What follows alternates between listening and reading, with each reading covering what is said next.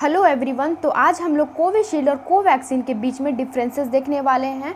तो आज हम लोग डिटेल में बात करने वाले हैं। तो देखिए यहाँ पे कोविशील्ड जो है वो बनाई गई है सीरम इंस्टीट्यूट ऑफ इंडिया जो कि महाराष्ट्र पुणे में है, उसके द्वारा with the collaboration of AstraZeneca. Okay, वहीं पे जो हमारा कोवैक्सीन है ये जो है इनएक्टिवेटेड वायरस से बनाया गया है ये वैक्सीन, और ये वैक्सीन बनाया गया है भारत बायोटेक के द्वारा in collaboration with Indian council of medical research से। ओके, अब देखिए हम लोग साइड इफ़ेक्ट्स के बारे में बात कर लेते हैं कि कौन कौन से साइड इफ़ेक्ट्स हम लोग को देखने को मिल सकते हैं अगर हम लोग कोविशील्ड वैक्सीन लगवाते हैं तो देखिए यहाँ पे बताया गया है कि अगर आप कोविशील्ड वैक्सीन लगवाते हैं तो हो सकता है कि आपको साइड इफ़ेक्ट्स में देखने को मिल जाए कि जिस एरिया में आप लोगों ने वैक्सीन लगवाई है उस एरिया में आपको कुछ पेन हो, या फिर आपको हेडेक हो, फीवर हो, आपके बॉडी पेन हो, आपको वीकनेस फील हो।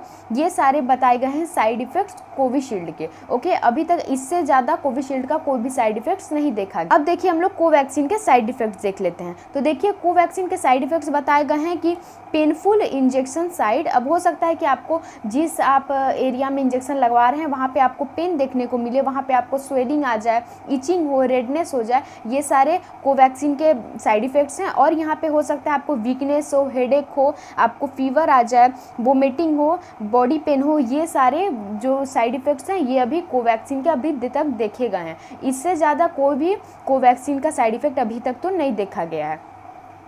अब देखिए हम लोग इफ़िशियंसी के बारे में बात कर लेते हैं कि आप लोग जानते हैं कि दोनों वैक्सीन 2 डोजेज़ में ली जाती हैं।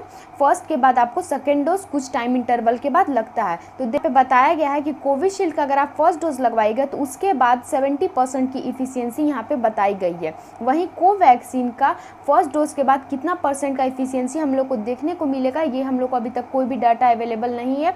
बट बताया गया है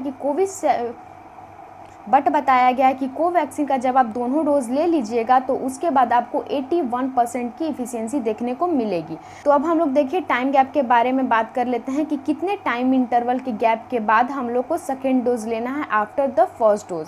तो देखिए यहाँ पे अगर आप फर्स्ट डोज कोविशील्ड का लगवा चुके हैं तो उसके बाद आपको 6 to 8 वीक्स के बाद आपको कोविशील्ड का सेकेंड डोज लेना है। ये जो टाइम गैप था कोविशील्ड का वो पहले 4 to 8 वीक्स था, बट अभी ये टाइम गैप को बढ़ा के 6 to 8 वीक्स तक कर दिया गया है। वहीं पे कोवैक्सीन का जो टाइम गैप है वो है 4 to 6 weeks, means first dose के बाद आपको 4 to 6 वीक्स के बाद आपको कोवैक्सीन का सेकेंड डोज लेना है।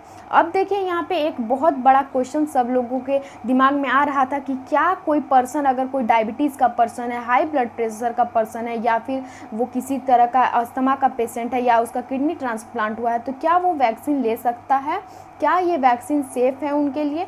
तो देखिए यहाँ पे दोस्तों, यहाँ पे बताया गया है डॉक्टर्स के द्वारा कि ये वैक्सीन पूरी तरह से सेफ़ है। अगर आप किसी भी तरह की डायबिटीज़ की प्रॉब्लम है, अगर आपको या हाई ब्लड प्रेशर है, या फिर आप अस्थमा के पेशेंट है, किसी तरह का किडनी ट्रांसप्लांट हुआ है, तो यहाँ पे वैक्सीन आपके लिए पूरी तरह से सेफ़ है। ये साफ साफ बता दिया गया है। आपको स्क्रीन पे साइड में सब कुछ दिख रहा होगा, लिखा हुआ।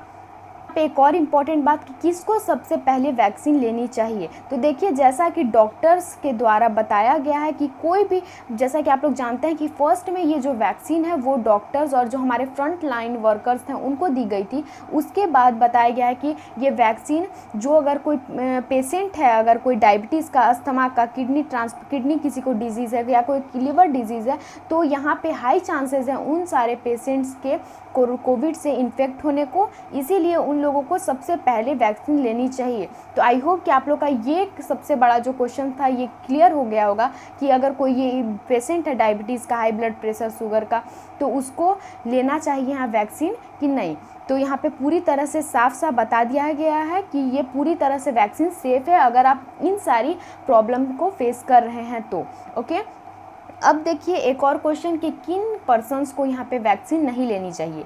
तो देखिए जैसा कि डॉक्टर्स के द्वारा बताया गया है कि अगर कोई पर्सन है जो कि बहुत पास्ट से, बहुत टाइम से कोई सेवियर उसको एलर्जी है या रिएक्शन है, किसी रिएक्शन हो जाता है किसी कंपोनेंट से, और वो कंपोनेंट, उस टाइप का कंपोनेंट अगर वैक्सीन में यूज़ हुआ है तो वो वैक्सीन को यहाँ पे नहीं ले सकते हैं, क्योंकि हो सकता है कि वैक्सीन लेने के बाद उनको फिर से कोई प्रॉब्लम देखने को मिल जाए।